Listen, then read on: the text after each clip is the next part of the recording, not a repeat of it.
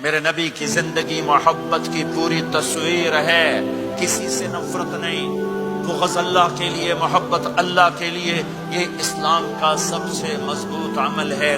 میرے بھائیوں، میری بہنوں، دو کام جب میرے نبی کے سامنے ہوتے تھے، جو مشکل ہوتا تھا چھوڑ دیتے تھے، جو آسان ہوتا تھا لے لیتے تھے۔ تو میرے بھائی بہنوں، یہ مذہب کی نفرت پاکستان میں، بنگلہ دیش میں اور انڈیا میں آگ لگی ہوئی ہے۔ امت بن کے رہو، امت بن کے رہو۔ مذہب کے نام کی نفرت کو ہوا نہ دو، ہوا نہ دو، اس کو ٹھنڈا کرو، اس پر پانی ڈالو، اسے بھڑکاؤ نہیں، اس پر پانی ڈالو۔ میرے نبی نے عبداللہ بن ابی سے نباہ کر کے دکھا دیا، جو منافقوں کا سردار، باقی منافقوں کا تو کسی کو پتہ نہیں تھا سوائے میرے نبی کے۔ عبداللہ بن ابی کا منافق ہونا سب کو معلوم تھا، یہ منافق ہے، اور آپ کے پیچھے نمازیں پڑھتا رہا۔ آپ نے اس کے اپنے ساتھ رکھا۔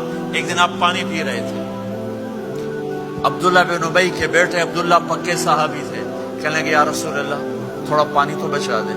آپ نے کہا کیا کرو گے؟ کہا اپنے باپ کو پلاتا ہوں، شاید ایمان مل جائے۔ آپ نے پکڑا دیا، گھر آیا، کہا ابا یہ پانی پی لے۔ کہنے لگے یہ کیا ہے؟ کہا یہ میرے نبی کا بچا ہوا پانی ہے، پی لے شاید تجھے ایمان مل جائے۔ سنو، کہنے لگا وہاں سے کسی کا پیشاب لیا، وہ پی لوں گا، یہ نہیں پیتا۔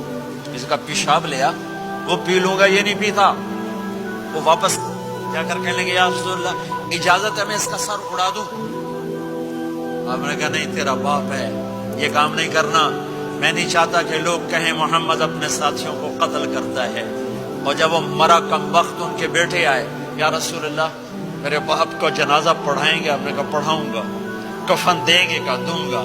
کہ اپنا کرتا دے دیں۔ آپ نے کرتا اتار کے دے جا، اس کو کفن دے دو کہ شاید کم وقت بخشا جائے۔